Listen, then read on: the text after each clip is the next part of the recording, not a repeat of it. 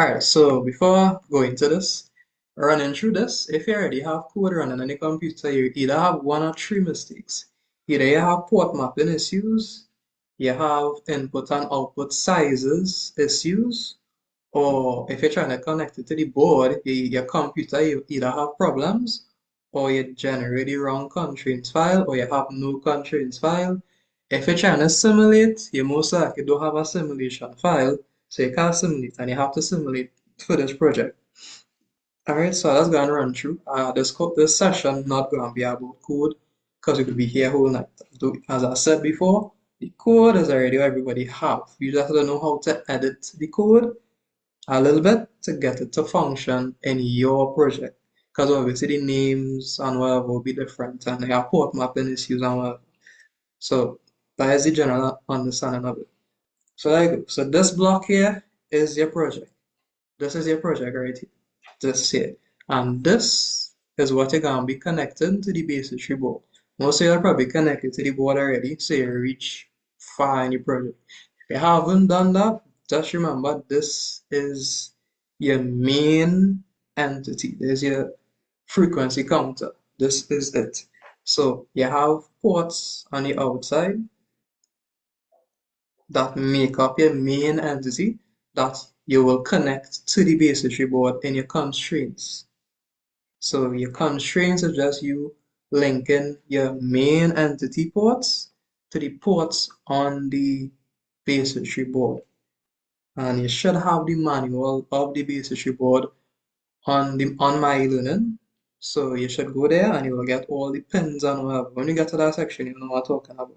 So just remember, this box here, all the pins here, you have to connect it to something on the board. General.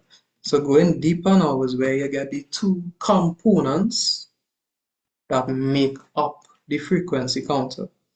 Alright, so in here you have something called components, and you'll see it in the code when Alexis sends it. So each block, it could have sub-blocks in. So this here is a main entity. So in the main entity, you will have your port map, your pins that you have here. So let me show you how that will look on the code. So let's go back to, come on, that is, I'll go back to my, I want to see it. Hopefully my laptop does stick. No, it's not the time to stick. So this here is your main entity.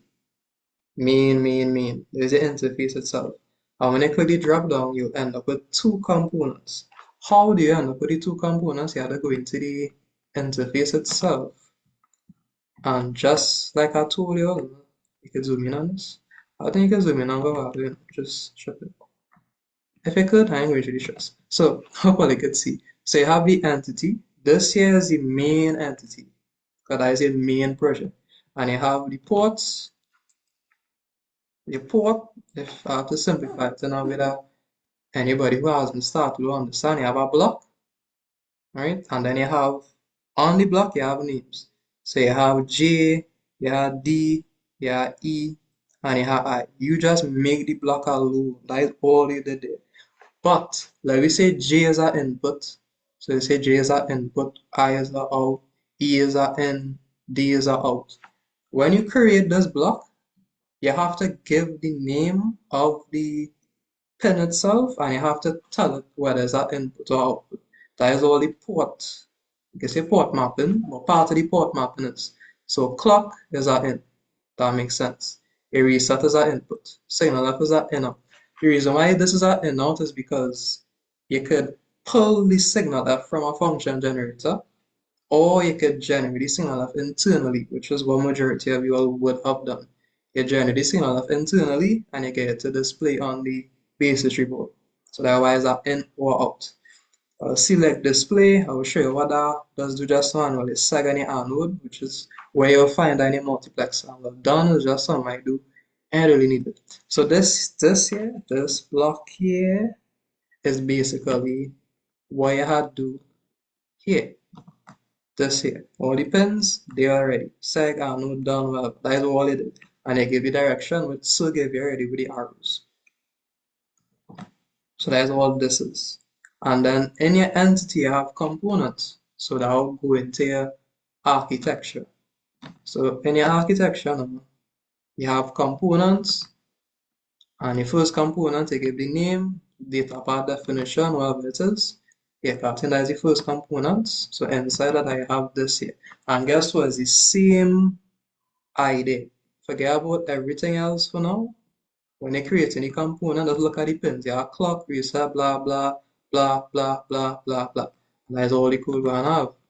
You have port, all the pins, and whether it's an input or output, which you'll get from the arrows. And then you end the component, as I said, the code is the same. And well, this, to understand this, I'm going to explain it to you, because the concept you can use it for anything else. That's why I take any time to go through it now. So you won't get lost when I run through it. So like you say you have D and E, simple. So you already port map it to where A is a SD logic in, meaning it takes ones and zeros, and then D is a input. So A is our output, D is our input.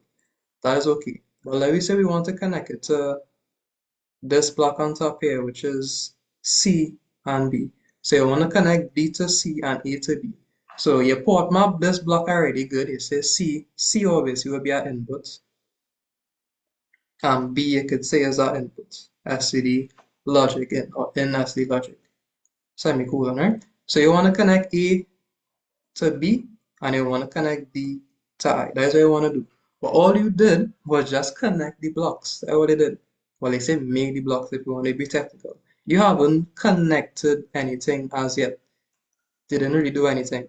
So to do that now, you have to create something called signals. That's how you will connect two things together. You could create the blocks by port mapping them together. That's okay. Which is the component. You just create any components itself. You ain't connect nothing together. You just connect you just make the components. To do that, you just make signals. The signal is what is carried from one place to another. It's just the signal itself. So you just say signal and you just name it. Obviously, you will name it to whatever it's supposed to carry. So reset count, load data, and signal 0.5. Where I got these, if we go back to the definition itself, is right here. Because you have to connect these two together. So that is why you have to create a signal for those three. So I created, so SD logic, it had to carry ones and zeros. And the other component is the main controller, same idea. You have the pins on it. You just port up the pins, whether it's an input or output. That is all this is. When you see the code, that is all it is. You'll see it in all of the components. Your time multiplexer, your mux, your load register, all of them, you'll see the same idea. Port means where you have any block, what direction you're going. That is all. That's all it is. Alright? So when you begin the entity now, there's where you're connecting everything together. So you just create the blocks. You let the block know where's our input or output. And then when you go down here, anywhere in your code, this is where you're linking everything together. You're just meshing it up together. So to make sense of this, remember this up here is a main entity. This is a main entity, right? So if you're not seeing it, I'm gonna do this.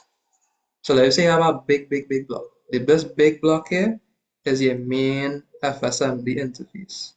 That is this here. And you have your signal. So I'll just do three for example purposes, right? So you have clock, you have reset, and like we say you have one output which is onward, right?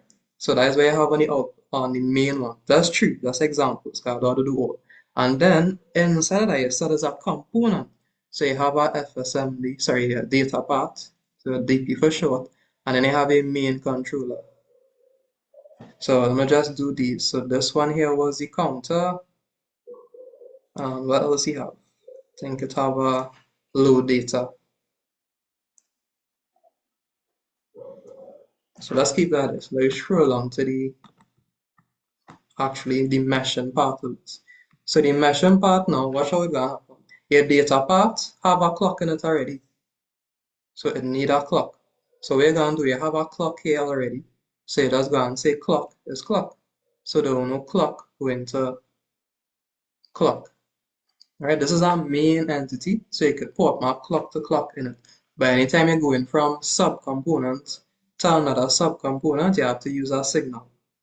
Yeah, so just remember that subcomponent to subcomponent, you have to create a signal to carry it. But if it's a component inside of a main entity, you could just tell it what the pins outside go into any inside, and obviously this have a reset. So you just say reset. When you're creating your data path, reset is reset.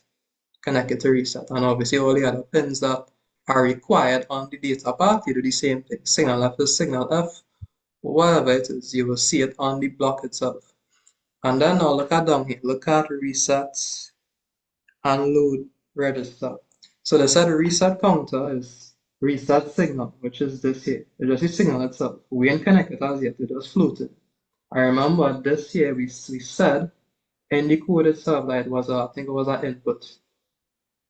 Right? So it was an input. I believe it should be an input. Yeah, input. So it knows it taken in something. And now it knows it taken in whatever this signal having it. Right? The reset counter sig, which is where you create up here, where you create the signal, right here. You create the signal already. Oops. Right here, you create the signal, right? So you let it know, alright, you take it in that signal. And the same thing for your register, you're taking in that signal. The signal right now it's floating. You don't know where it's going to. So obviously now you know it coming from the main controller. You know it coming from the reset count, load reset coming from there. So now obviously when you go down to the main controller, clock is clock, clock is clock, obviously. Reset connected to reset. You'll normally connect all the resets to one thing.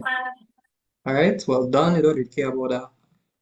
Forget about that. Signals, you just port map this together. So I think this was a signal that we had created because that is this here and it's our input.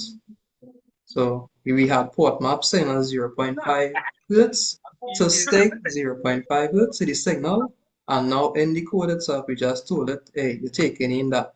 So whatever that is, you take it in that. It knows what it is because you told it the direction. So because you told it the direction, it knows it's taking in whatever it is. And if you set it to be an output, like with the reset and whatever, it knows it giving out something and it knows it giving it out to this signal and that signal taking it to wherever it's supposed to go. That is where the port mapping and you link it together does happen. You create the blocks, you create the entities, input, output, then you link them together with using signals when you're going from subcomponent to subcomponent. And that is the end of the behavioral, right? That is basically how this functions. And the reason why I went through this, because I'm not going to explain this again, because it's basically the same thing for all the codes. You have port mapping, your main entities, and if you have subcomponents, you're going to like the same general idea. So that is how you will create this block here, which you'll see on the code when I send. So that's how you create this. So far you just create a main entity block. So this here is one code, the control part. That is just one code. You can get that from Sir on your Beanie Slacks. That is one code. You don't need to edit that once you give it the correct names and whatever. That's the next thing. When you name something one place, don't change the name because you'll get a load of errors when you try to synthesize. If your name is Daniel in Trinidad and you go to America, don't switch it to Joshua. Keep it because it will look for it. So how Vivado does work is that it searches for directories. So if you name something signal 0.5 hertz and you put capital signal, capital S signal 0.5 hertz, it lost. I don't know where to go. So if you know you're linking components or you're using another component in another code, just keep the same naming conventions. What I'll just do, go into the code and just copy and paste the name. Because you know it's the same name. Because you'll get like hundreds of errors if you don't name it the same thing. So that is your main entity with your two main components, your data path and your control interface definition. This is one code. This here have more subcomponents. Hint, hint. So now when you scroll down, you get what this here really have to worry about it too much. This just telling you how the control path does work, which is this here. I never learned it, I never was asked about it, so peace out. If I had to like summarize it in a way that you understand, is that when you finish counting, it had to hold the information for a period of time for you to display it. If you don't hold it, you're just gonna restart the count over again. Yeah, because you could just go 0 to 10, 0 to 10, 0 to 10, 0 to 10. You want to go 0 to 10, stay for something to happen, and then when that thing happen, you start over the count. That's basically what you wanted to do. But I was never asked about this, and you write up. It's not really gonna ask you about this, so less stress for you to do. Okay, so this is where the big boy that's happened. So I'm gonna run through this and now that everybody will understand, right? So I'm gonna start here. So same thing I tell you. So you know that these are components of your data path. So you know it's gonna go in the data path code. You know that for sure. So you can write your data path with all the ports in it, like just like how I do the first one. And all the ports, you say input, output, whatever it is, NSD logic, whatever it is. And then inside that now you have components. And you just repeat the same thing that I did before, but now you just have more components. So the ports that you really care about, you know, that you don't have to make a signal for its clock, resets, signal F will reset again, reset. You don't need to make a signal for same thing on the seg, anode, and select display. You don't need to make a signal for those because those are already part of your main up here. That's already part of here. So you don't need to make a signal for it because it knows what you're talking about. And these things are inputs. So since it's an input, it's already on a signal. So you don't need to make a next signal to fit. But you need to make signals to go from subcomponents to subcomponents. Kind of slow now when I say that. So let me just clear this and use the Microsoft Team, Microsoft Pen. So here now we start in here. The first thing you make is the frequency divider, which we'll get into. And when you make the frequency divider, this will give you all the possible frequencies that you will ever want in this project. So the three frequencies I will give you is your 0.5 Hertz frequency, the 1 kilohertz frequency, and your signal F frequency. Why? Because I don't think Mark was going to ask you to connect as a function generator or some random square wave frequency into this. So everything they're going to do going to be assimilated, or sorry, internally generated signal F. Just keep that in mind. So when in your code itself, you have a clock tree, and then you just go and port map this to signal F. Because remember, this is an in out. Alright, so you just use heat to generate the frequency that you want the system to show you on the output, which you'll see in the code. Just for now, just know that a frequency divider making all the frequencies that you want. So that is all. So let's go into the frequency divider, which you already have the code. So I'm not going to stay long with it. The code is the same. All I can change is these here. If it's CLK for clock, oh god, just keep the CLK now. It doesn't gonna get some more. And reset is reset, because I all the components out. Remember, this is just the frequency divider component, the block for frequency divider alone. You're just making that. And then in this case, I have 3 clocks. So I make 3 clocks. Alright? And then the code itself is just the same thing that Mark will show you. The only thing I can change is this number here, AN. Well, I've already memorized it as. I'm not sure what I memorized it as. But from my understanding, anybody could tell me when I'm wrong. This is E, and you could calculate E. So you have your reference clock. I mean, you should not already, because I think people made the modulo 10K by 2 by the required frequency. If I'm wrong, tell me, but that is what I memorize. That's what I just use. So that is what you just use to calculate E. So in this case, your reference clock is 100 megahertz. From my project, if it's different for yours, same idea. So it's 100 megahertz divided by 2 by the required frequency. So if you wanted a frequency of a required frequency of 1,000, which you need, because that is one of them that asks you, that asks for 1,000 hertz. So you just have to go in. So it'll be 100 by 10 to the power 6 divided by 2 by 1,000, because that's the required frequency. And you get A, at least on my calculator, to be 50,000. So you come in your frequency divider. The first thing you will do is you will have clock 1. Like we say clock 1 is the first one, you create clock 1. Nice. Then obviously you have this, you create the name for it, clock 1 kilohertz, obviously, because I want this to generate 1 kilohertz. So that's why I said the code will generally be the same. And right here, you replace it with 50,000. And then what I just do is, before I change the name itself, like we say I'm using a code, I would just double click on it. So I'll see everywhere in the code for this piece that it is. Every time I use an clock, it's just one piece. Everything I highlight here, this generating one frequency. Each piece is just copy and paste the same code to add more clocks. And you're just obviously changing the names of it. So 50 day, 50K, 50K. And then we have to do now A1. If there's the first clock, it will be A1, A1, A1, A1s. So when you change on the top, and we'll obviously clock 1. So when you copy and paste this now, if you wanted to create, like we say, a 0.5 Hertz clock, you could just hold it down, Control C, Control V. And when you Control V it here, you go and calculate your A. So it could be 100 megahertz divided by 2 by 0.5. You get a value, so you place it everywhere that that number was, and then anyway you say A1, you switch it to A2. Okay, you can't use A1 for this one because it would just change up everything. It will know what the heck you're doing. So you had to change it to A2, all the A1s, change it to A2s, and obviously for the clock part, you had to change all the clock 1s to clock 2. So it should be this line and this line, and obviously A2. All the A2s can swap. Yeah? General code is the same thing. And now for your signal F, which is where you can use to edit over and over and over to get any frequency you want. Because for mine, I put it at clock 5 kilohertz. I just forget to name it. You can name it internally generated clock or whatever you choose. By all means, go ahead. Just remember, if you change it here, everywhere they reference that word, you have to change it. It had to be the same, it had to be uniform.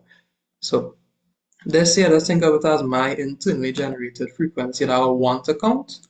So I think I used like 1,000, yeah, because 50,000 giving you 1,000. So this will count up to 1,000. And same thing, all the A3s, sorry, the A2s will switch to A3s. All the numbers, you had to change it. And obviously there's the third clock, so it'll be clock 3. So to summarize it, the frequency divider code is this with the end process. Mile the correct thing. So this is 1. If you want to add the first clock, A1, calculate the value for A, and you go through clock 1. If you add a second clock, you have to go up here, add clock 2, because you have to tell it that you're creating a new clock, copy and paste the code down, and change it to A2s, and just make sure everything is respect to the second frequency that you want to generate. So all the A's switch to the number, all the clocks switches to the clocks, and all the numbers, the A calculators swap it to the correct number every way. So be here, here, and here. Alright, you don't need to understand how the nitty-gritty of this code operator. They're not gonna ask you about that.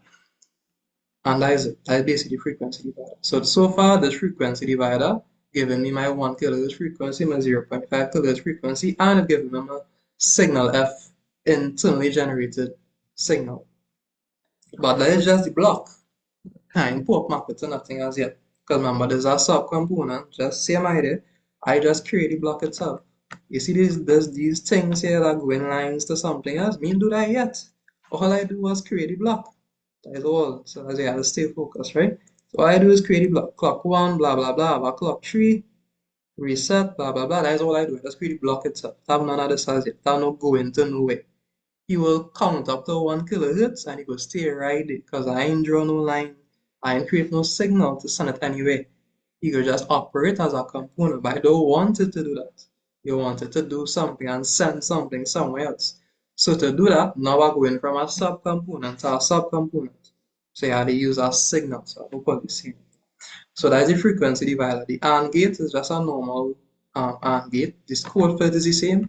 So it go on AND the 0.5 hertz, which is a very wide pulse with your high frequency signal F. So they will ask you something about a 1 hertz resolution. So 1 hertz resolution have to deal with two things. It has to do with the accuracy of your counted values. So you could only show 1, 2, 3, 4, 5, 6, blah, blah, blah. You can't show 1.5 or 2.5 because that will give you a resolution of 0.01 because that is the smallest thing it could go down to.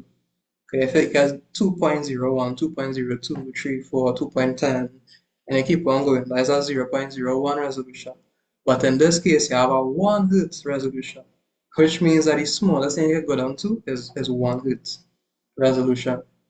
Yeah, so think of it like you're watching a YouTube video, 240, is resolution. There's inverse, you could go down to, or you could increase it.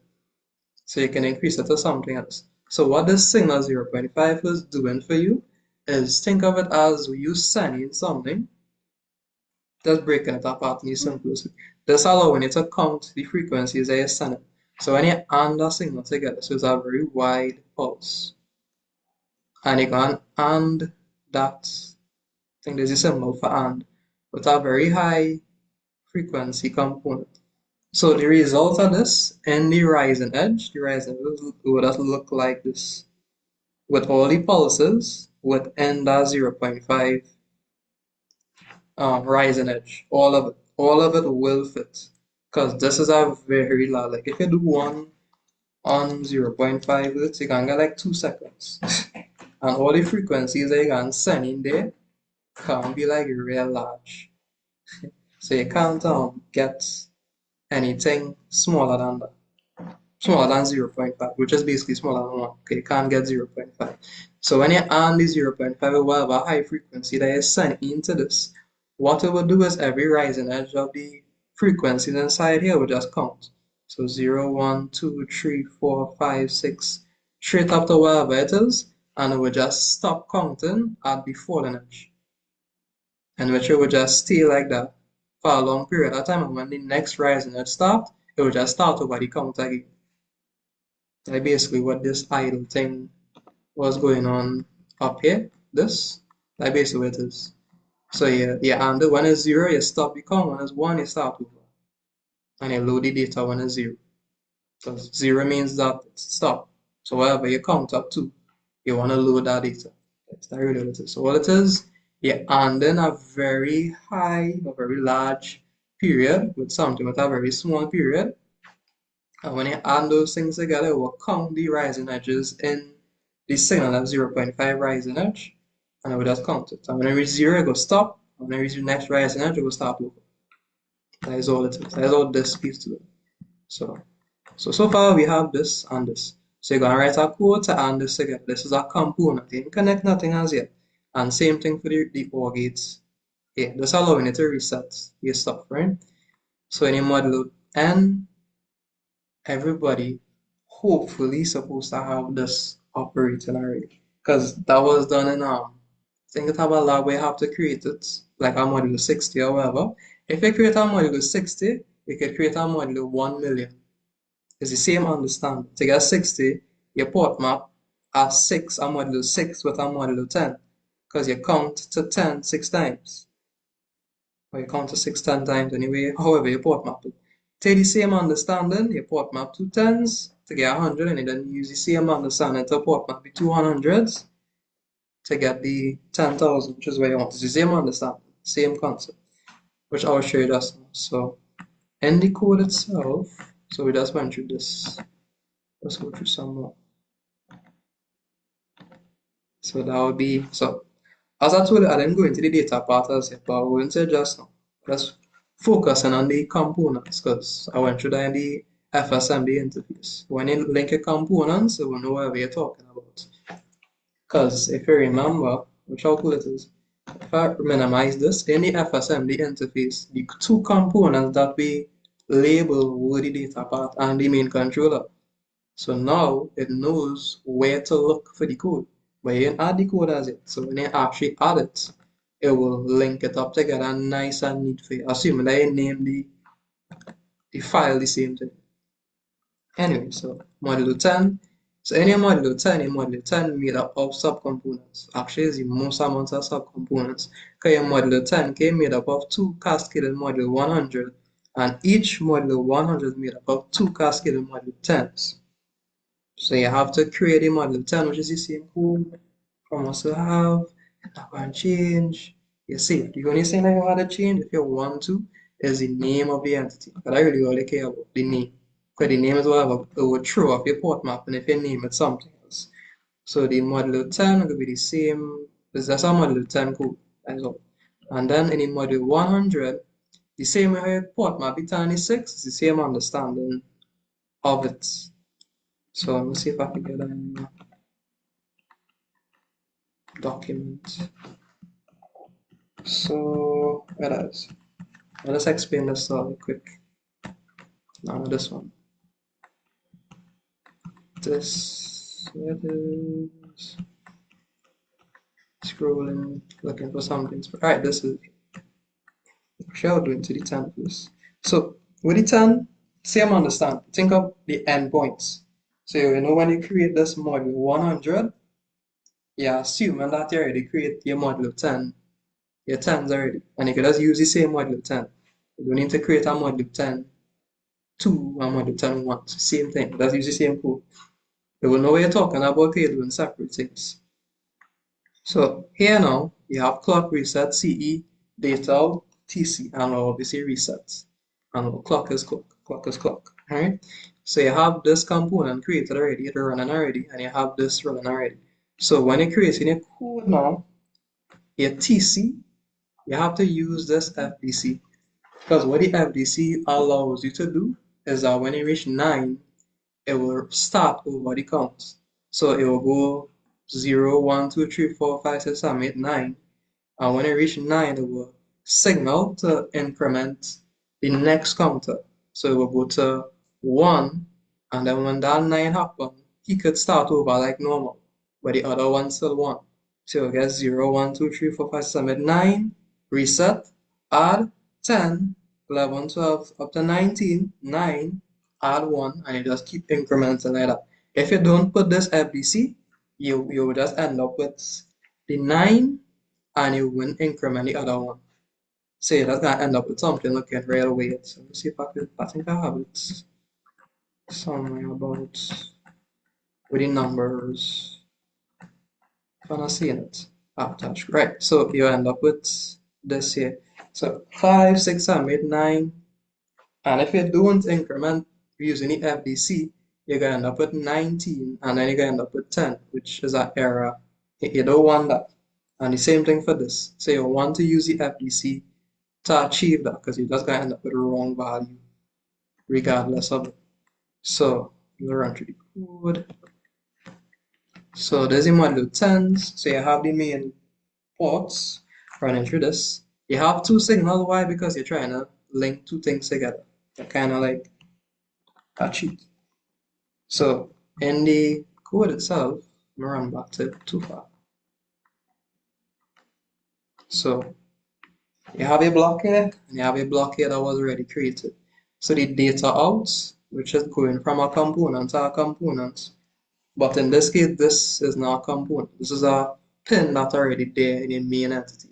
So you just tell it data out is data out. Clock is clock, reset is reset, CE is CE. And you port map all these C's. Normally just port map them together. But anyway, so the reason why I have a module 1 sig is because you have to send the TC to the D or the FDC. And then you have to send the Q to the input of the second module 10. So that's why you need the two signals, and that's what I created here. So run it through, clock is clock, reset CE data out. The reason why I say 3 down to 0 is because remember you're trying to display. In this case, you're going to count up to 9. That's what you're going to count up to. And you need 4 bits normally to represent 9. Right? You're going to end up with 8 at the end. But for the first half, you're counting in halves. You have the first number and the second number. When you're counting up to 10, the first going to be 0, and the other one going to be incremented. And the other one going to switch. So that's why it's kind of half. And then the TC, you send it as a signal. That signal is important because I basically you sending it out to here. So we port map all these already. So you're sending a TC out, you're sending it onto your module 1 signal, and you're sending it to the input of the FDC. So now, he knows sending out the signal, and your FDC now, which is the same idea. C is clock, that will tell you. Reset is reset. D now is the input of TC, which you already sent to the signal here. So you port map it there. And then the Q is the output, so the same module 10 1 clock output. You can name it anything you want. And hopefully you catch it Q going into the input at the second module 10. So you're going into the clock of the second one. And reset is reset, CE is CE, and then the data out now will be the second half of the numbers. So you went from 3 down to 0. So now this one going to go from 7 down to 4. Because remember, the reason why this going from 7 down to 4 is because this going to increment way less times compared to the first one. Because remember, the first one going 0 to 9, then it's going to tell you, hey, add 1. When you get 1, you can start over again, go to 0 to 9. When I reach 9 again, it will tell the other one through the FDC to increment. He incremented 2, and then you keep on going up to 99. Because it will stop at 99, because it's a module 100. It will stop at 99. 0 to 9 is 100 points. If you count it starting at 0, because 0 is a number.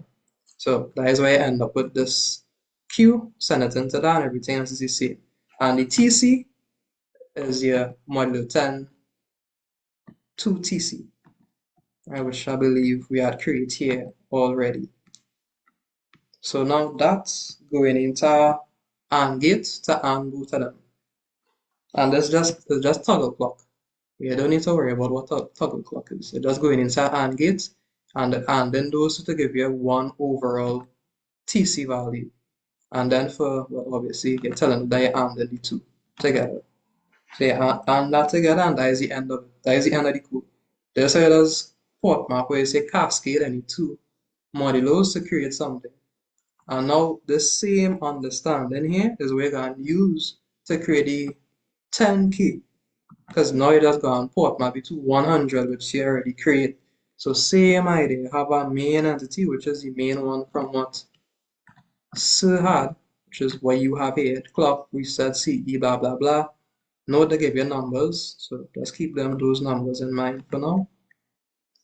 So with the numbers, you have a main entity. So you're looking at this here.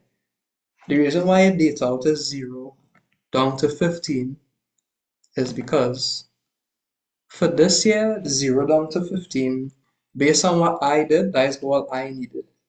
But you could use something else to get it.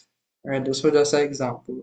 But 20 bits, all in all, going to add up to give you 32 together, which this piece here is really important to do something.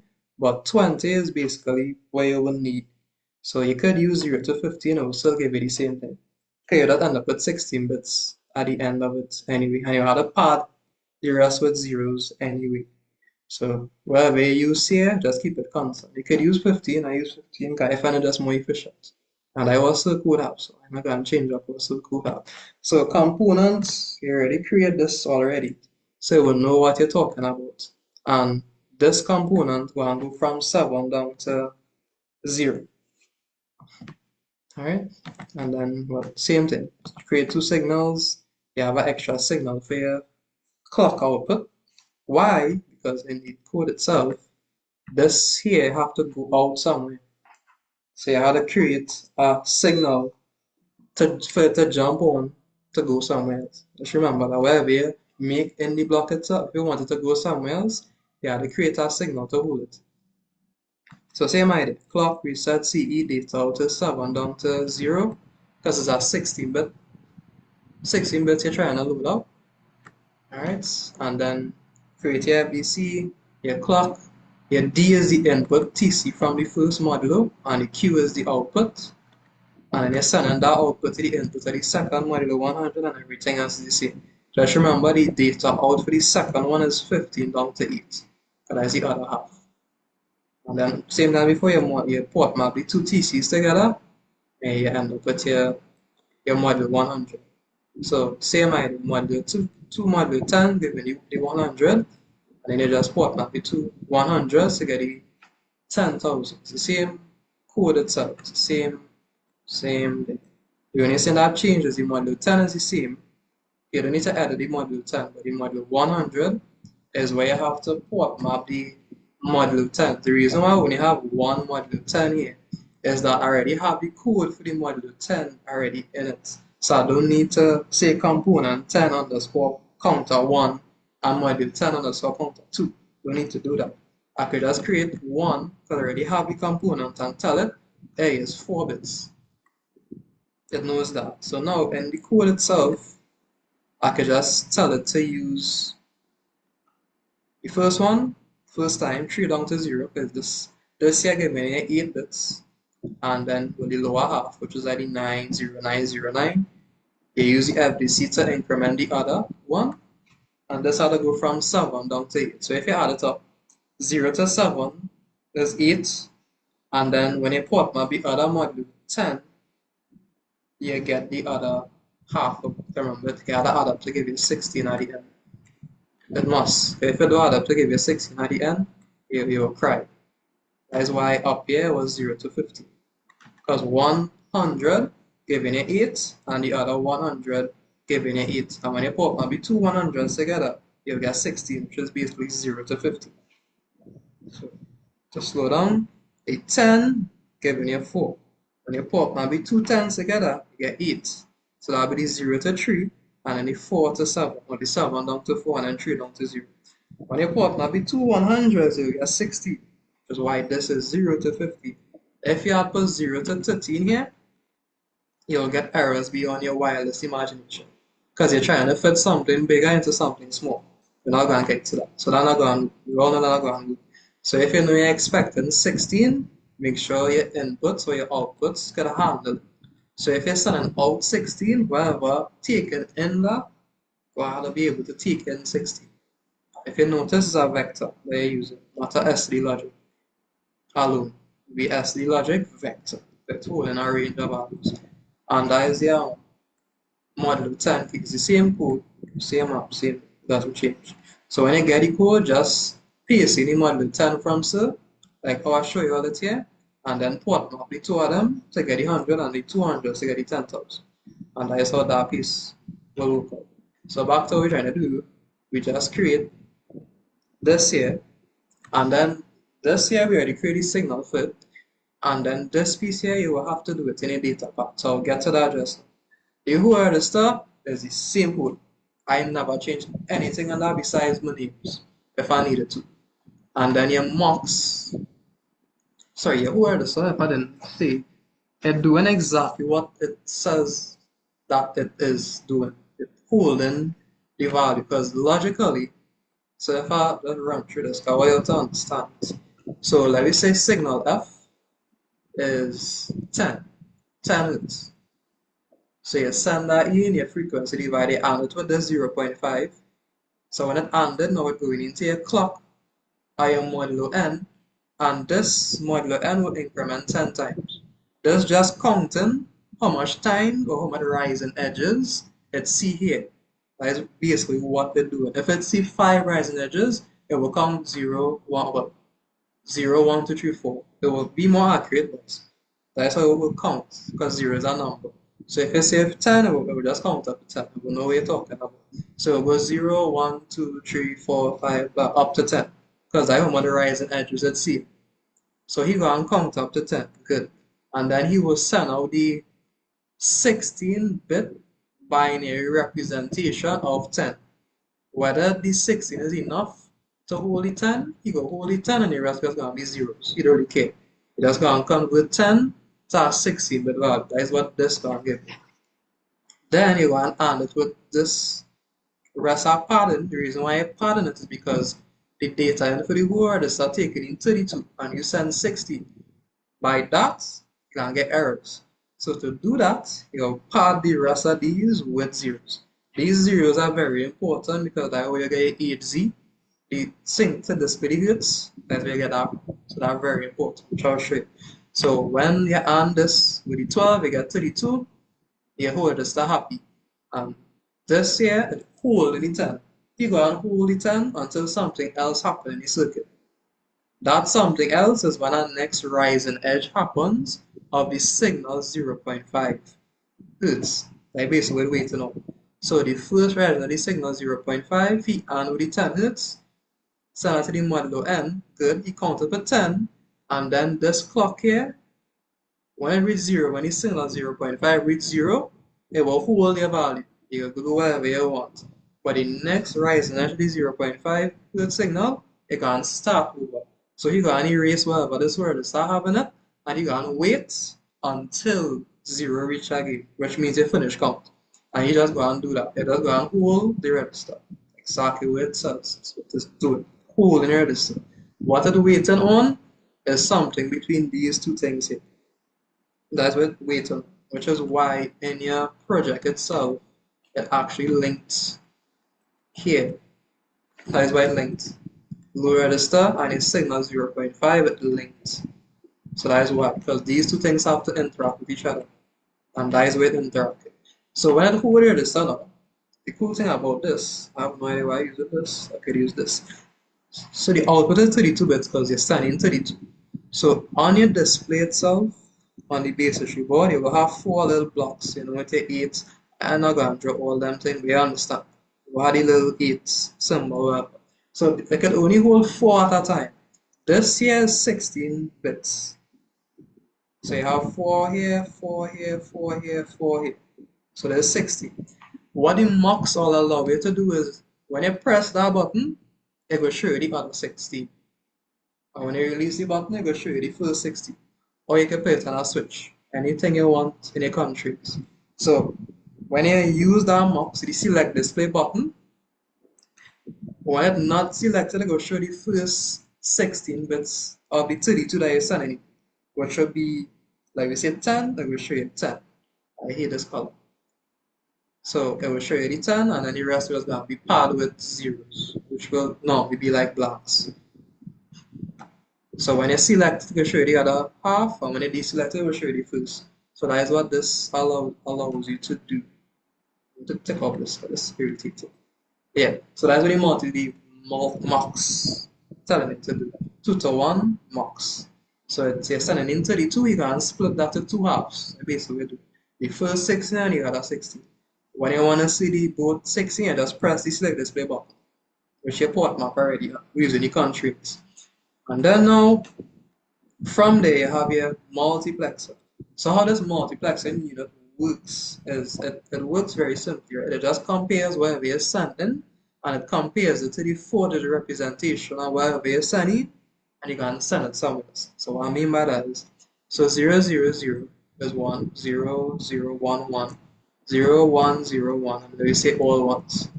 Like we say that is 16, 0 to 15, that is 16, that is 70. Obviously, we don't have any spaces, but I'll split it apart for a reason. This here is an example of the first 16 that you're sending in to your display value and your time multiplexer. And when you click select display, it will just give you your other 16, which is just, like we say, for example, just 4 groups of zeros. So when you send this into the multiplexing code is the same, not going to change. So let me see where so let me see.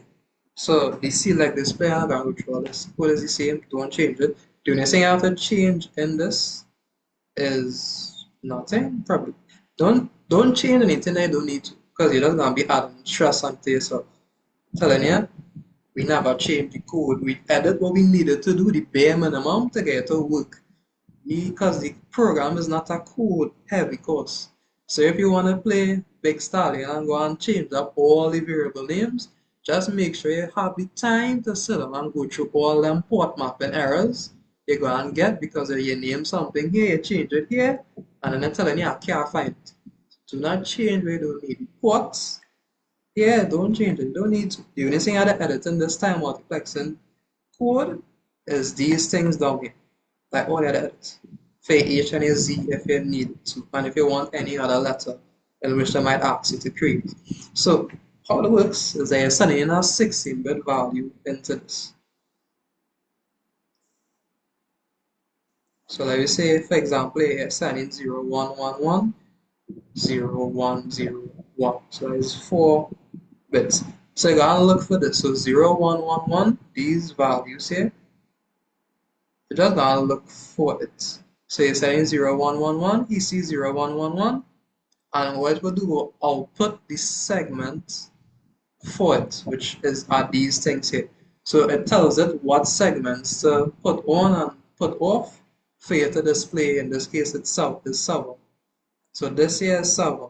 And then you will look for the other 4, which is 0, 1, 0, 1, which is here, and that is 5. So you will get 75 when you're sending these here. The other 8, obviously, you will have it as blanks, because you just want to see 75, blank, blank. And then the cool thing about it, so you have 0, 0, 0, 0, which is our blank, then 0, 0, 0, 0, which is our blank, and then the other 16, you have our next two groups, or you can put the H and the Z, which is just you editing the 4-bit value for H and Z, which you can do it. So H is already here. So it's 1010. So can I write this right? And then Z, I think Z is just 2, because that's what Z does look like. So you could just use 0010 for 2. And with that, you would just end up with the H, Z. So you can end up with sub 5, blank, blank, H, Z, and then the other 8, you just use blanks. Remember, it's 32. You're supposed to send it. Just remember that. So you have blank, blank. So when you select display, when you select display button not pressed, you will just see 75, which is what you want to see. And then when you press the select display button, assuming that you send this in properly, this here, the HZ, which I told you I'll get to it earlier and I wanted to, that coming from these bits that you pad here. That's where it's coming from. So as I said, this is very important in terms of where you want to do. So we make a slight change with the values that he said. For this 20, we never use the 20. We use 0 to 50. So this will be 16 here. 16 bit because 0 to 15 is 16 values. So then this will be 12, will actually be 16 or 0 to 15 if you're playing it in your code. If you want 8, it's 0 to 7. If you want 16, it's 0 to 50. Let's be careful. You're not going to put 0 to 60. 0 to 15 giving you 60. 0 to 31 giving you 32. Let's be careful with that, right? So this other 16 is where the fun will happen. So what you're going to do is go in your time multiplexer. Just clear. In your time multiplexer, that's looking for the 4-digit binary code for H. So you'll go here. This is, so H I think was 1010. What 2 is? 2 is 0010. So it'll be that 0010. And then you have a blank, and then we need an extra 4. Because remember, it's 60, it's just 12. And you have a blank here. So you get H, Z, blank, blank. I'm gonna already be because that kind of blank is no space. Ugh, blank is nothing. So what you're gonna end up with is whatever the modulo count up to. So if the modulo count up to 75, you will get 7, the 4-digit representation for 7, whatever it is, and 5, whatever it is. And then you have a blank, blank, and a blank, and that is 16, and you add in this, so you're bringing it together to give you 32. So all in all, what this word is up is your 32 bits. And then when you go to your mux go and split it in 2. And when each split go into your time multiplexer, all it's doing to simplify it, it's looking at each 4 digits that you're sending and they're going to compare it to whatever it's saved for that specific 4-digit code. So this here, saved it this here, which giving you 7. This comes from you telling it, okay, turn on this specific display, turn on this specific segment. Because if you have 8, this is 8. So in the code itself, let me use a simpler one. Like we say I want to represent 0. I think it's supposed to have 0 somewhere there. Because 0 is easier to, right, so 0 is this. So if you want to represent 0, rel displays had to be on. And 1 in the middle had to be off. So in this case here, you use 1 to signify off. That's how I understand it. So if I go in the practical and I forget why I send to turn on and take off something or the segment itself, look at 0 because it's the easiest thing. And you look, so everything here is 0, so 0 means on and 1 means off. Yeah? And you just edit it. What you will need to do is go in your manual, and the manual will have the letters. So it will tell you like what letter is what. I think it is, where is it? Okay, you need to memorize that. I think you have access to the manual in the exam. Yeah, this, to know what letters is what. So I think in the code itself, normally let's go A, B, C, D, E, F, G. Or let's go the backward, G, F, E, D, C, B, A. You had to know what direction you're going, and you had to know what letter is represented by what segment. So for the 0, I had 1, 2, 3, 4, 5, 6, 7, 8. So in this case, in the code itself, this was G. So this is G, and it just went backward. So this is A. So kind of going A, B, C, D, E, F. All right, one extra bit, but this was BG. So that's how it goes in the code itself. So this here is the G, and you just move backwards. And you just compare it to this. So in simple terms, if I want to represent 1, that's 1, I could turn on these two. So if I have A, B, C, D, E, F, and G member and decoded backwards. So I'll just write it like that to confuse anybody. C, F, E, D, C, B, and A. So if I want to get 1, which is just basically 1 here, B and C had to be on. So I'll just send as 0 to it, and then everything else had to be off. So 1, 1, 1, 1, and 1. So therefore, I'll write this as the code for 1. And let me say the 4-digit representation I use for that is 0011. So when you send 0011 into the time multiplexer, it will compare it. It will be like, what I have that same digits, but it will say, hey, that is 1. And then it will output this segment to your base history board. And in the base history board, it would display it because you're telling what to take off and what to stay on. So that's how the time multiplexer works in its simplest form. The other thing that I had to know about the time multiplexer itself is the anodes. So what the anodes do, the anodes work together with your multiplexing frequency. So your multiplexing frequency is how fast it will switch the displays of the anodes. So remember when I think Sir did it, if you use a very slow multiplexing frequencies, remember when you're actually showing the numbers, it's not showing it at the same time. It's not showing at the same time. What happens is that you show one, you take off the rest. Then you show our next one, you take off the rest. Then you show this one, you take off the rest. And that happening so fast or multiplexing so fast that you can't even see when it changes. So really and truly, only one display on at a time. But it's switching so fast that you just can't see 75 blank blank HZ. Switching so fast. So normally we'll use a very high multiplexing frequency for your displays itself, which is where the 1 kilohertz came from in your project, is the clock. So that clock is your multiplexing frequency. If you increase this, you can just multiplex at a faster rate. What you could try is change this or calculate your clock one to be 50 hertz, and you can actually see it switching between it. So you can kind of see for yourself when you connect it to your board. So 1 kilohertz is normally like a good range for multiplexing. So you go and switch the anodes that fast. And because when you're switching the anodes, the anode that you put on, it will know what digit to display based on wherever you send in. That's how we'll be switching in between over and over.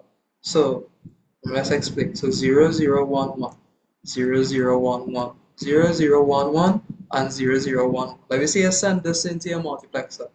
You see that display your first 16 bits. So here you go and see, I don't know what 0011 is, that look like 3. So 3, 3, 3, and 3. So you can see this on your basic tree board, you can see 3, 3, 3, 3. That's okay. That's good. But behind the scenes, what actually happened in this anode here, first you go and look for this. Remember 0 means on, right? So you go and look for 0. What's going to be this here? Just to keep it simple. This here at the end, each number here represents a display on your basic tree board. Alright, and then the codes for each are these here.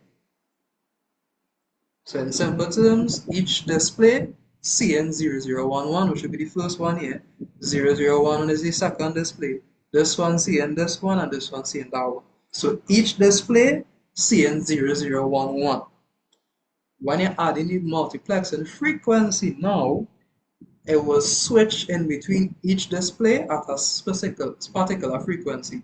So for the first one, when the first display on, so it could be 0, 1, 1, 1, he know that he have to display the code for 0011, and the code for 0011 tells it what segments to put on and what to take off to display 3. So 0111, hey, he knows 0011 is 3. the segments to turn on and off, you know it already, which is where you have down here the display LEDs, which are these things here. You go put on and take off the various segments to display 3. And that's gonna happen for a short period of time, and you go switch to the second one, which is 1011. Okay, you're playing on the second display now. And the same thing will happen again. You're gonna look A zero or where display 0011. He know what the segment code fit is already. You will take off and put on them stuff. It could be on for a period of time, and it could switch the 2 display and the 4 display. And that happening so fast that you just go and see 3 3 3 3. But in reality, it actually switching so fast that you can't see where if you slow down the frequency, you'll literally see 3 off off off, switch, off 3 off off, switch, off off 3 off, off off off 3, and it just going to keep multiplexing. That is what the 1 kilohertz frequency giving you the control over. Yeah, that is what this. So that is basically a multiplexer doing. And that's all it do. So to get HZ, I will show you that. So that is all the components itself and how it operates. So in the code itself, which I can go into my data part, which is a big component, which is where most of the subcomponents are, which is basically this here. So I'll show you how to create all the components. Like we assume the components made already. So what I do is port map them together. So same thing, you have your ports for your data part, which is just all the possible signals that you could get. Clock reset, signal F reset, this select display, anode seg, clock 1 kilohertz, and clock 0.5. All those things you add up. I don't think you add that because that in between a component, so it's a signal. So that isn't really a port for the data part. And if you don't know what I mean by that, just look here. We already port right. Clock reset, this, and that. That is all it is. I already give it to you. Therefore, I say confused. You already know what pins you need to port for that piece. So when I go back here now, it just like no.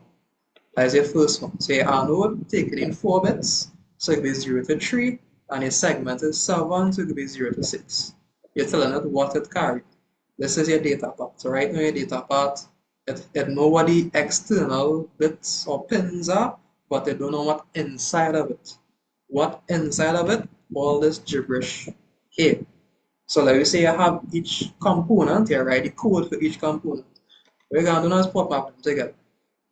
So just like I told you, you have this main thing, you have components.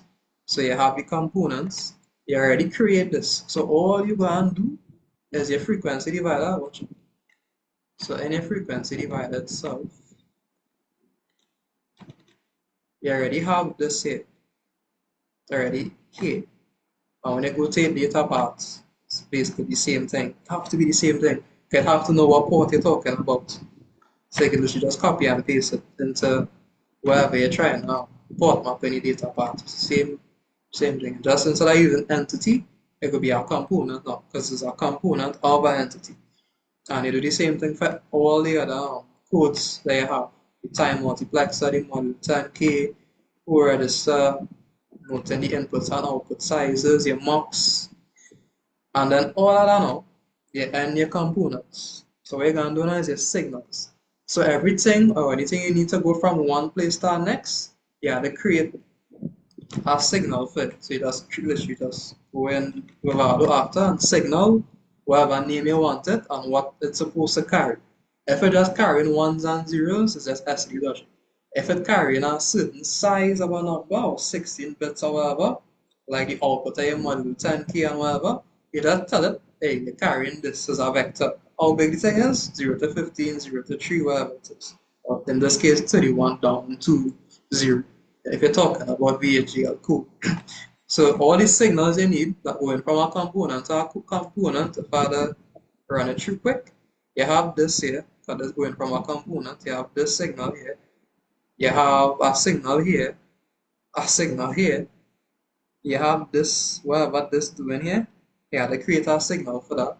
So this here is actually 2 signals. So you have to create a dummy for this, and then you have to connect it together to make it 32 and send it to another signal, which I will show you in the code.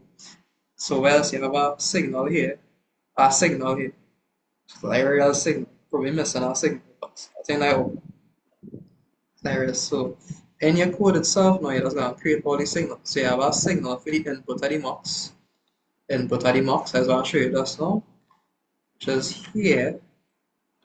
And you have your clock 1K, you have already your AND gate output, which I'll show you already. There's the output of your AND gate, which is going to your input of your modulo. Here's 0.5. You need this because that is here, which is the output of your clock 2, with it basically holding whatever clock 2 have. And then the display value signal, which taken 0 to 15. Why remember your display value is this here. It's taken whatever the mux have and linking it to input a time multiplexer. So that need a signal is a vector, so it be SD logic, vector and 15 down to 0. So you have to be careful with it. Then your OR gate, your mux, all the outputs and the possible input signals, and all your reset count signal, reset counters. All right here. Okay, so now there's where the, well, you have two for the mux, because I think you have two inputs for the mux. So the 32, you're kind of splitting it into two signals. So you're splitting it into one signal down here and another signal up here. So you're kind of splitting it. You know how to split it. So, alright, so there now we begin. Besides what the word says. So the first thing you want to do is this input to your whole other stuff.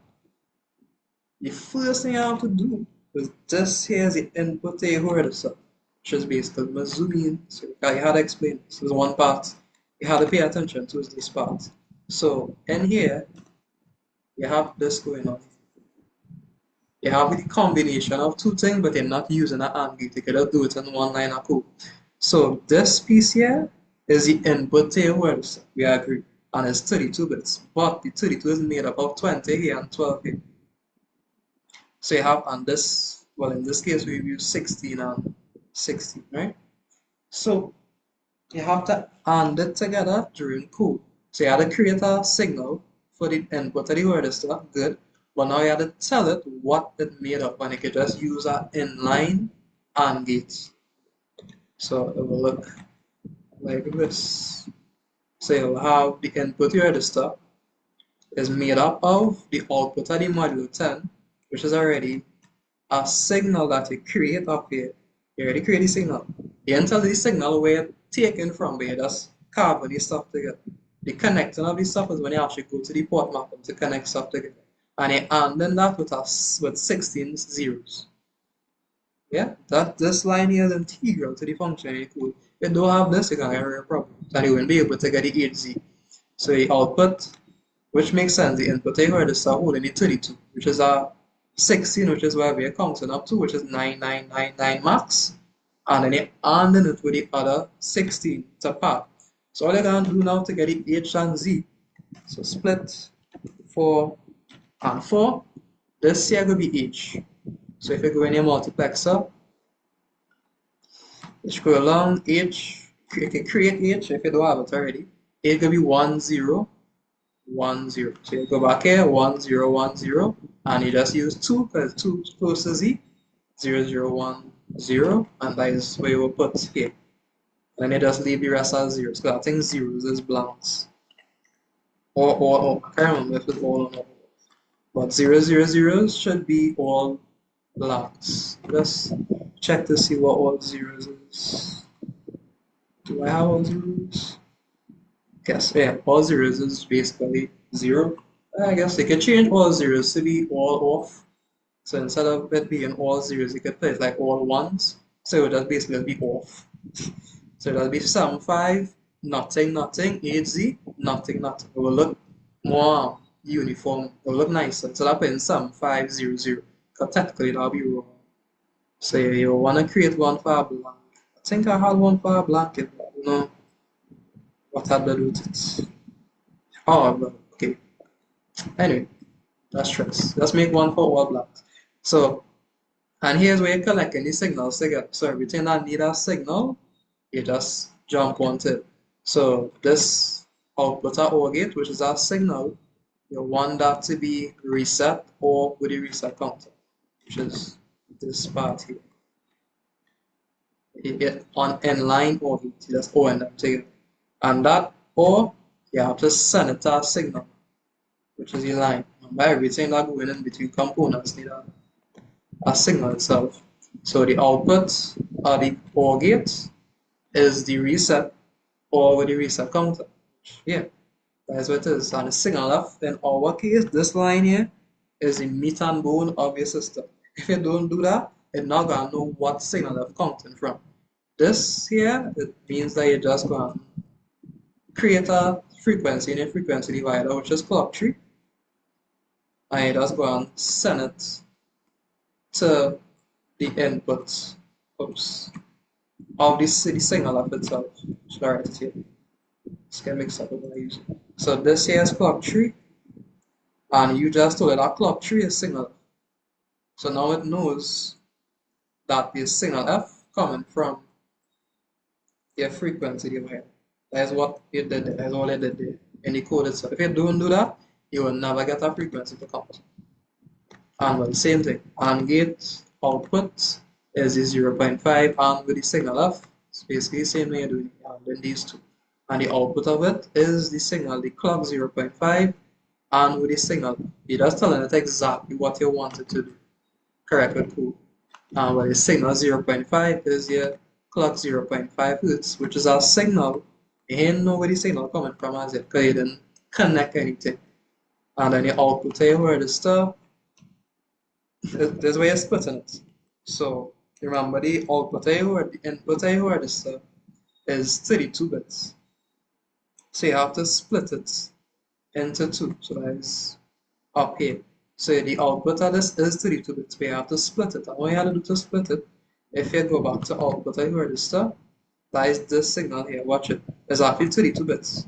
It knows it's 32 bits, but you could specify what bit range you wanted to use, and it could kind of split it into sub components.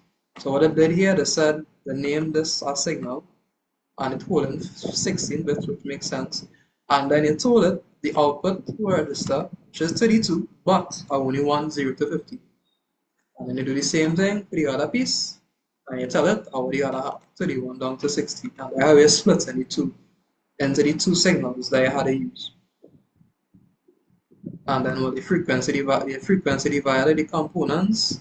So this here is where your link can start. So all you did so far, you create your blocks and you told the blocks that need a signal to go somewhere else. Wherever you generate here, put it onto that signal. Like all you tell it. So the signal F is clock 5 kilohertz. All you just do here is port map the signal that you create to a pin on the board itself. I already didn't connect the components internally as yet. So now component 1, this way bringing everything together, which is where you get what's have here with everything connected nice and so your clock is clock reset and reset. The clock 1 is the clock 1 kilohertz signal, which is the input of your time multiplexer. Remember, this is a signal it creates. So now it will know, hey, I go in here. Clock 2 is this and clock 3 is that. Remember you said that clock 5 kilohertz is coming from the clock tree, but the clock 5 kilohertz is a signal, and that signal is signal F. So that is where you have to keep everything constant. If you change up anything, it will just change up everything. So that there is your signal F. So if you change this in your frequency divider, it will by default change whatever frequency you're counting as signal F. And then your time multiplexer, same thing. Your clock is your 1 kilohertz, which is a signal that coming from your frequency divider, which is up here. Everything port map with it. And then in modulo 10, you just connect and everything you see. So the clock is the AND gate output. That's where your port map on top in the line. The AND gate output is the clock 0.5 and the signal F. You already port map everything with the signal. You're just telling the signal now, hey, you're connected to this. So before the signal had values, but it was floating, but now you tell it, hey, connect to this, and it's connected. So that's basically what you're doing in these lines here. The reset is the output of the OR gate, which are ready, and to these two things, the reset or the reset counter, which is basically this here.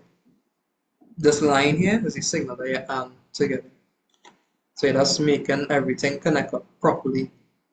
And then we're going through this. Data out is the output of the modulo 10K, which is what you're using to AND with the pattern, which going into the input to the whole register, which if you guessed it is the input to the whole register for the component itself. That is the input.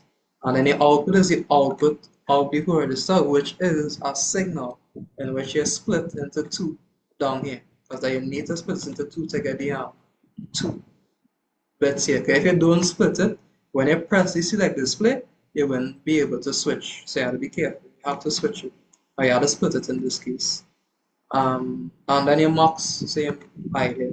A is your first half and B is the second half. That's why you have to split it. And then the output is just the output from the mux, which is 16 bits.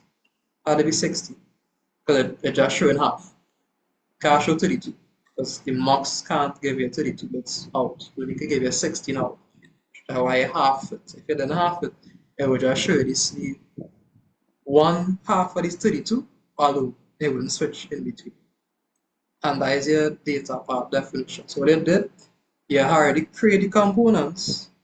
So you just literally just copy and paste the port mapping for the component, but in this case is an entity, which is a data part. So when you paste it, you have to change it from any architecture, you would change it from entity when you copy and paste it to component, there's a component of an entity. And you create these signals that you need to go wherever you need to go. And then you, in this case, I cannot do before, which is good. You let whatever outputs or inputs know where the signal for it coming from, because that's all this is. That's all they doing here. You let it know, hey, input of register, wherever that signal is, it holding the output of the module 10K, which is our next signal, and it added it with zeros. You just letting the signal know what it holding. Like all this is here.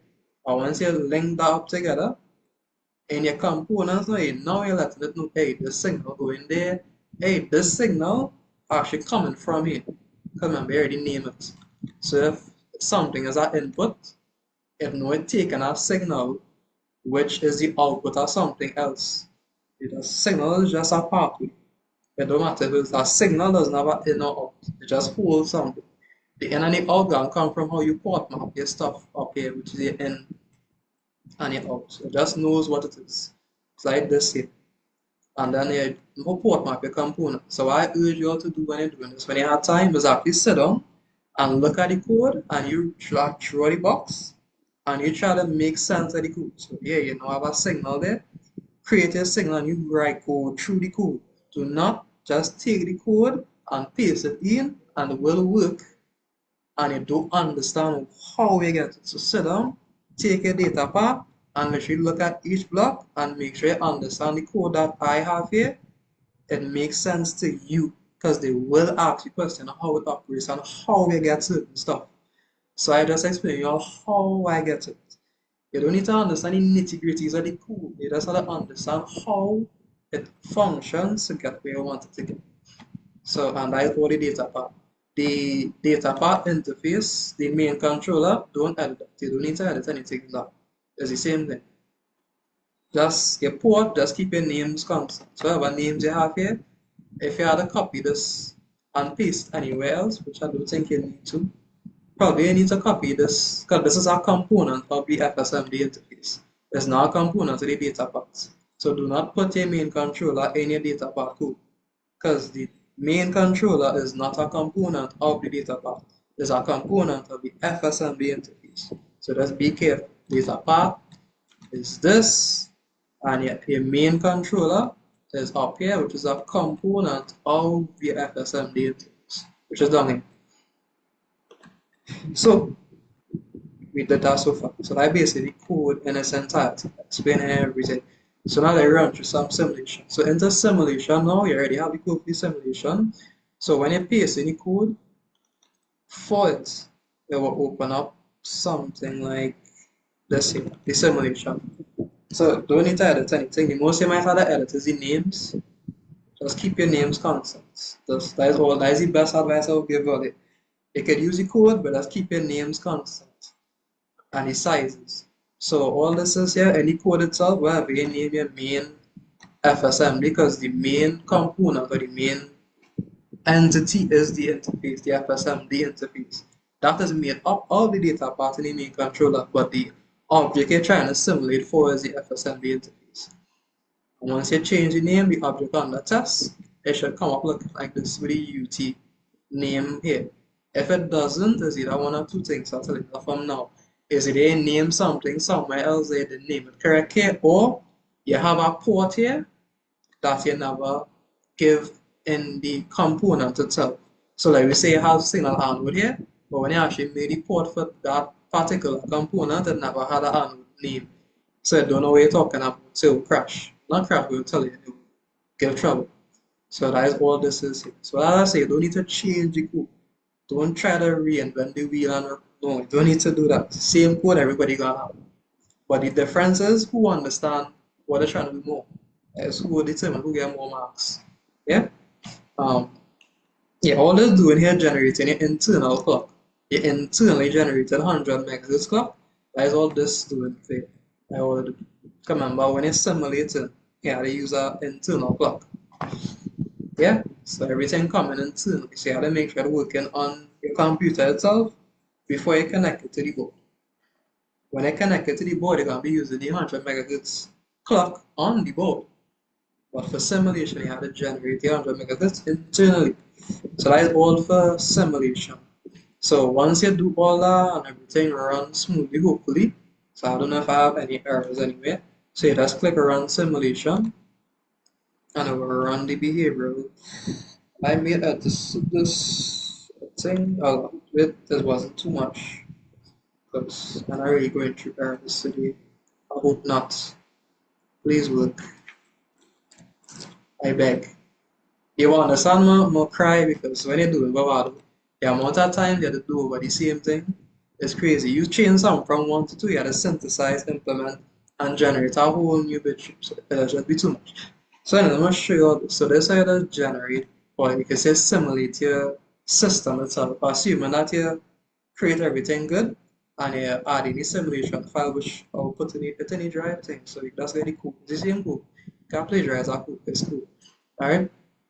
So yeah, once you have your simulation file and you add it in to your system, you can run your simulation and you'll end up with this window here. So you have a set of signals in here. So you can do multiple things. You could actually change what you're seeing it as instead of binary. You can change it to other forms, but I'll show you that just now. When you open it, you might have all these signals in here, which is okay. Probably it's the first time you're simulating. All you have to do is click on scope objects. Let me just minimize this. Minimize this. So you end up with this screen here now when you open it. So the two things you're going to go into scope objects, and you see these two windows come up. This giving you any possible signal that in your system itself. So think about it. What you want to know? You want to know it counting. That's the way you want to see. You want to see 0, 1, 2, 3 up to wherever you want to count up to, which it will count up to wherever you calculate your clock tree in your frequency to divide that as, because that way you use it as the signal F. So like we say you calculate 1,000 or 999. You go here. So think about it. How you know something counted? The thing that you know counting is the output of the module 10K. So you're looking for that signal. So I'm gonna delete this. Everything here, I don't really need this. There's your seg, I guess you could use it. The anode, I guess. I don't really care about that. TC, I don't really care about that. And select display, that is something you can click on the board. And reset, that is something you can click on the board. So you don't need to see the reset on a simulation, right? So clock and a clock period. So you know you have a clock running. But what you want to see is you want to see things working. So the first thing you want to go into in your scope, you click on the FSMD simulation, you see all the signals there. Nothing here you already want to, because that's where you go generate default when you open your simulation. So you want to go to the component one, which is the data part, and you have all these signals here. So signal F coming from your frequency divider. You don't want that, because obviously that's going to be wherever you put it as. You don't want to know that working, suppose so, but you want to know the module 10K working. If the module 10K not working, that means you will count up to whatever you put in, and you know what you put in. If you calculate A to be 50,000, giving you 1,000, you know it's supposed to stop at 1,000. If it's stopping at something else, have errors. So you go to your component 1 and you go down to model 10K and you want the data out for the model 10K. This data out is basically this here, this data out here. And that's why you count, that's what counting for. That's basically counting. So that's why you copy your paste. So do that, you just click it and you drag it into the system. You cannot drag it when you're running, just be careful. So you have this simple. You have a frequency in here. Assuming you already put it in the frequency divider, and you just click run, and it will count. It just gonna count. So it will count and count and count and count up to wherever you calculate your frequency at. I have used 1000.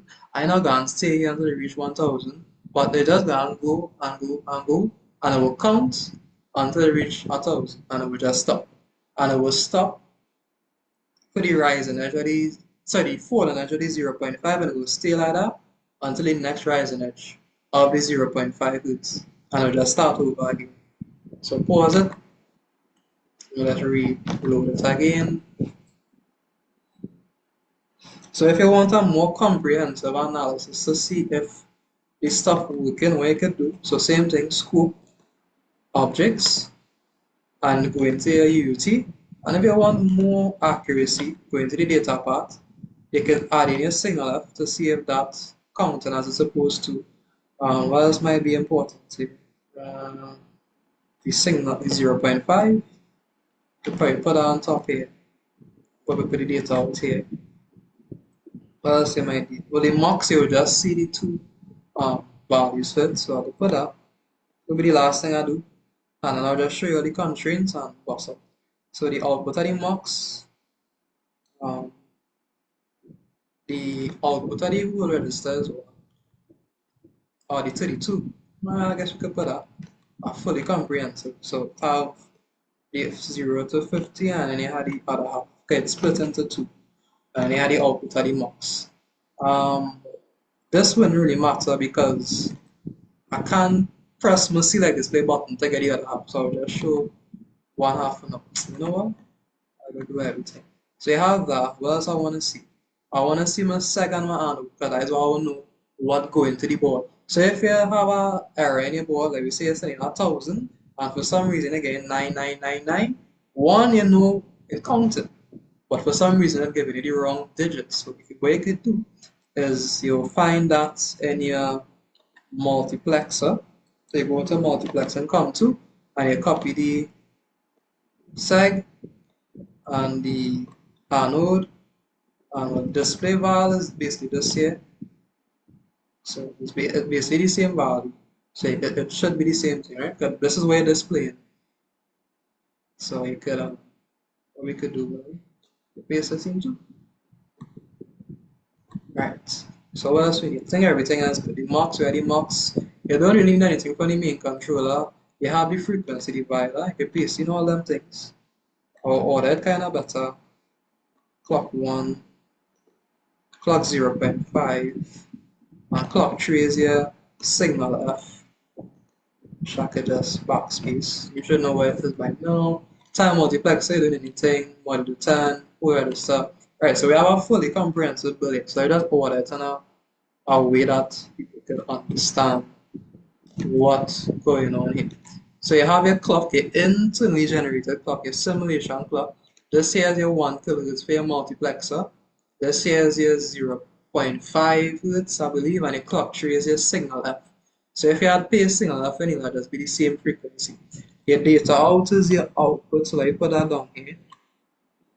Then you have your display value. It's supposed to be the same thing, because this is just what the output of the modulo have. Then you're splitting it. So you have your output of your whole register, which is this here. So the first 15 and the second 15, and then I put the mux at the bottom. So that is after your input of your register. Then you have your output of your mux. We don't have a select display button, so we just have to use first. Then you have your segment, which is wherever the segment C, and your anodes is where it displays on and off, and wherever you're trying to display.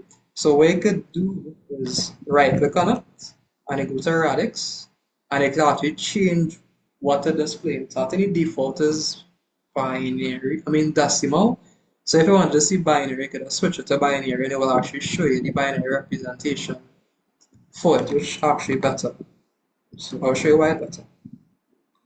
Binary. Remember the anode is what displays on and off. And the segment is only displayed at on what segment on or off. This is at 8-bit, so this means G down to 8, so G wherever that is zeros. So it on, these two off and this one on. I have no idea what number it is. So you can just go to your multiplexer and see what this is.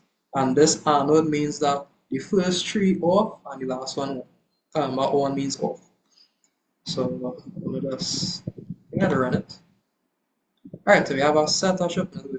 So we have clock. The clock is a very high frequency, so you're not gonna see that. So you have your 1 Hz clock, you have your clock 3, and then you have clock 2, which is a 0.5. So if you notice, you're actually counting. Remember, clock 3 is whatever counting, right? So look at the data out. You can't get display values yet. Why? Because there's the output of your multiplexer. You're not gonna get this as yet until you finish counting. That's why I said it really makes sense adding it in, right? And you wouldn't have anything on your output of your mux or from the word stuff. Why? Because you ain't finished count yet. They're supposed to count up to 1000. One, you notice that the rising at 0.5 it's still up. So it's still going to count. And it counts in the signal F, which is the clock tree. So it cannot count in itself.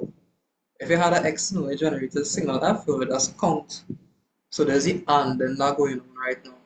The count and the rising edges inside of this here. So we just keep going like that. The segment is the same segment. Why? Because you haven't sent anything into the multiplexer as yet. As you can see in the output of the mux, this is nothing. So it's just going to be blank. So it now means nothing for a period of time. This happened real fast, you just simulate it.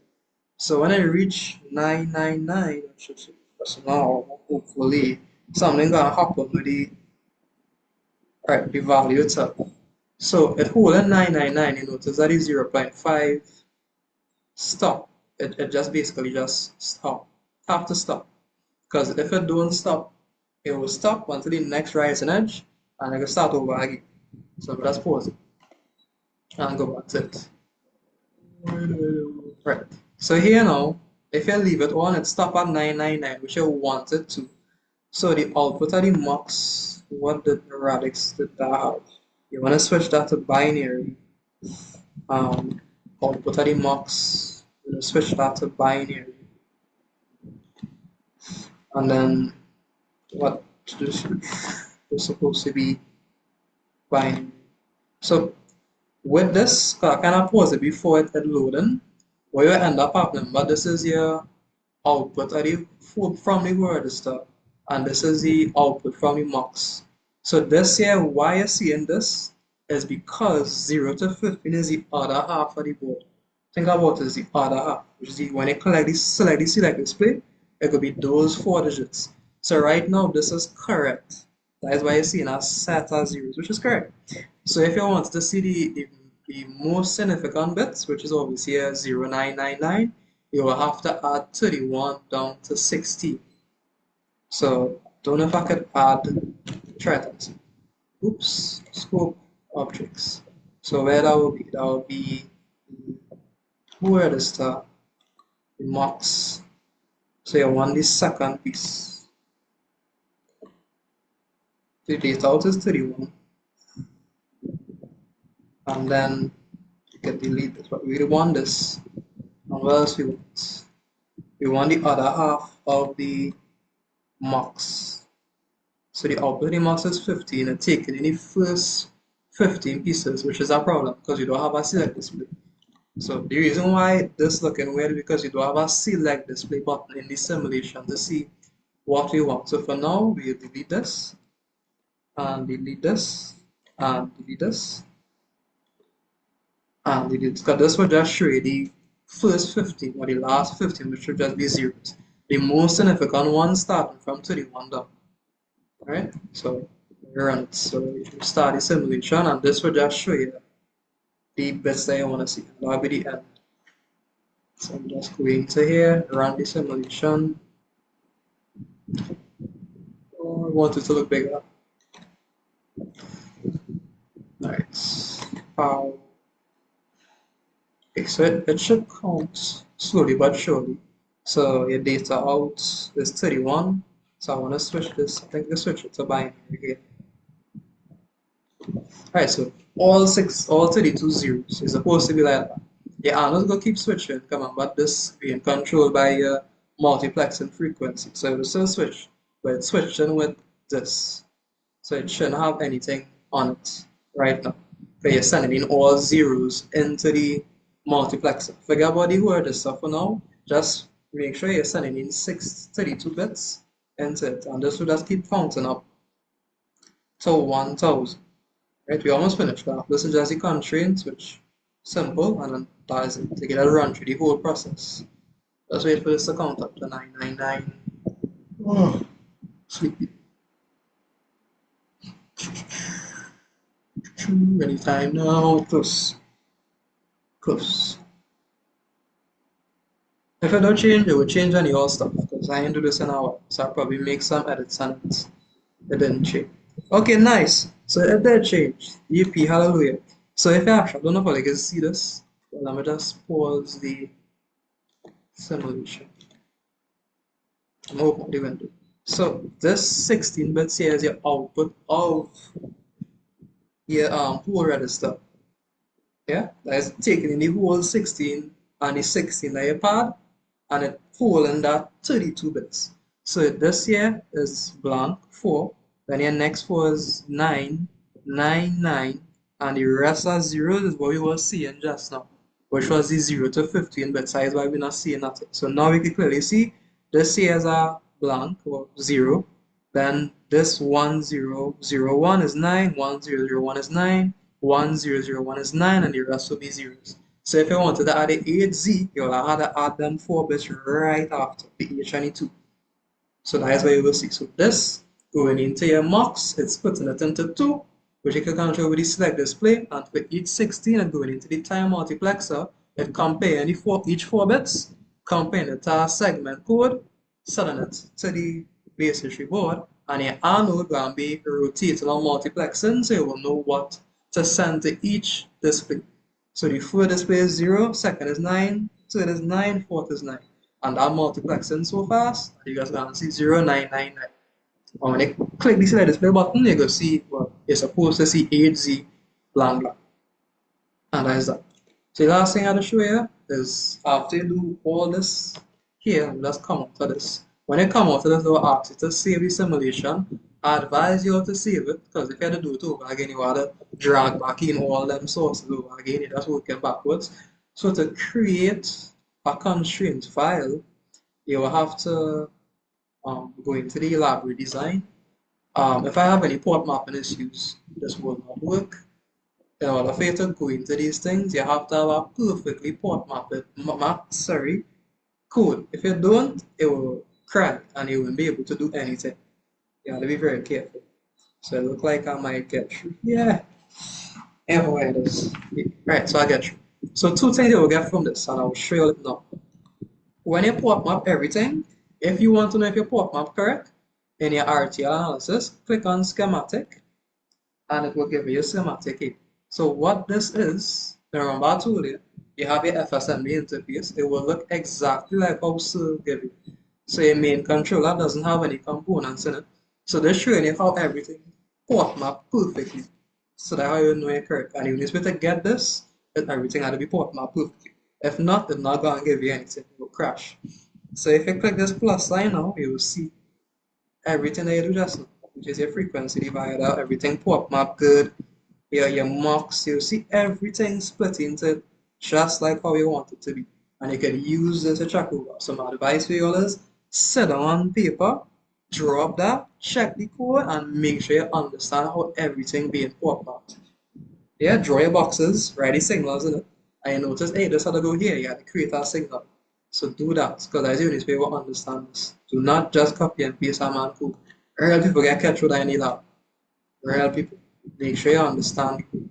You expect the code to be the same, yes, but you must understand. Anyway, so what I'll do here, go to IO planning. So it will be on default layer when you open it. So let's click here and let's go into IO planning. And down here you will see IO ports down here. And you'll see this. This is basically the pins I can connect the base history board to. Somehow they probably we share it, you can see you all connecting to board, so you should know where your constraints is. For those that don't know, all you can do is open the manual for the base history board, and you scroll along and you will see names. So for the anodes, is I think it's 4 pins. You'll see the names. So let's go into the video manual, and you'll see the names for the pins, and you'll see the names of all the anodes. Then you see the pins with the seg. I think all these will be on one page, the names fit. And then the scalar ports now is when you could choose whatever. So clock, this is W5. You can tell you that from now. Should be W5. They're using the internally generated clock on the base tree board. You have to use that. Right? If you're not using the simulated clock. The simulated clock is just for simulation alone. You're done, don't worry about that. I just summarize you. Reset, you connecting that button. So you just on the base tree board manual, find a button or a switch or whatever, find the name for the button, and you just click the button name, wherever it is. I don't know whatever button you want to use. Same thing for the select display command, but that's where you use the switch between each 16 bits that you want to see. Okay, you can't show all 8 at the same time. You have to switch. Alright? And what is signal F? This one is it have a PMOD port. So when you go, you will see a page with PMODs.